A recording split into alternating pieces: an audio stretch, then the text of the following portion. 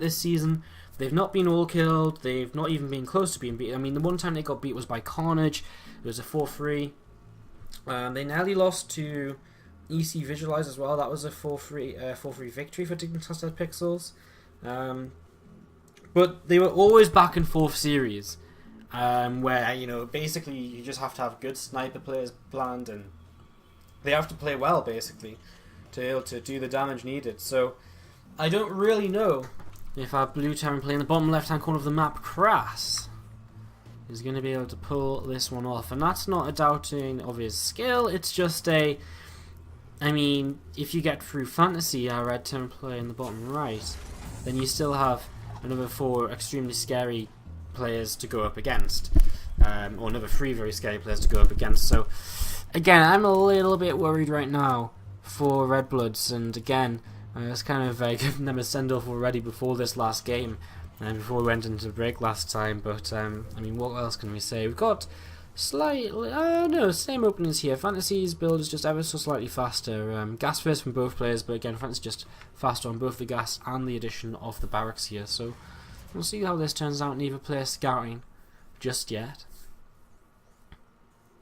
Of course, again, just a reminder that tomorrow's matches will be Team Liquid versus Cascade from 7 PM Central European Summer Time, and following that we'll be seeing AT Gaming versus Baguette at 9 PM Central European Summer Time. And there should be a couple of great matches once more for the Team League playoffs, and very excited to see how that goes. And then by the end of tomorrow we'll only have 4 teams remaining, 2 semi-finals to be played.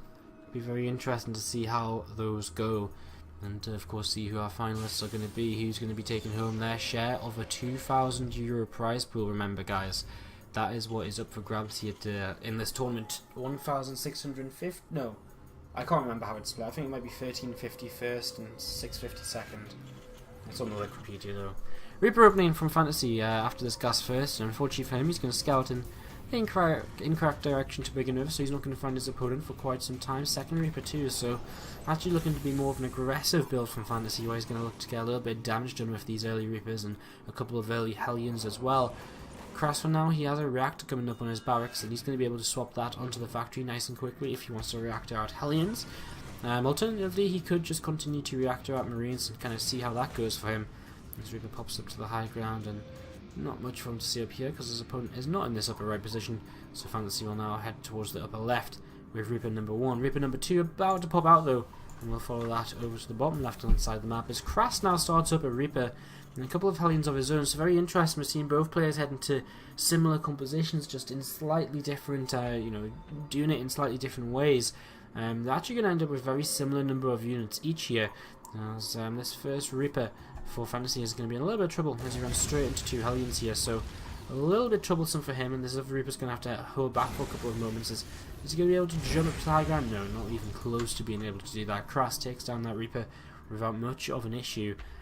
As, well, another Reaper here for FanTaSy. Actually, the first shot goes to KrasS, so KrasS is doing a little bit of damage here already, and you know, with a couple more Hellions popping out, and he's looking good right now. Although the problem is he doesn't know where his opponent is. So seeing this Reaper coming from the top left, he actually thinks his opponent is in the top left, which is slightly problematic because of course FanTaSy in the bottom right is actually starting up a Banshee, starting up Cloak, and you know, the lack of information which KrasS is going to get by running into the wrong base is not going to help him at all. He's going into a Cloak of his own. Sees his opponent isn't in the top left now, and where does he go? Top right. So, I mean, FanTaSy's kind of getting off better in this situation. He's lost his first 2 Reapers, but he knows where his opponent is, and the lack of knowledge from KrasS is really starting to hurt him. He's losing the opportunity to move up this ramp and get any potential damage done.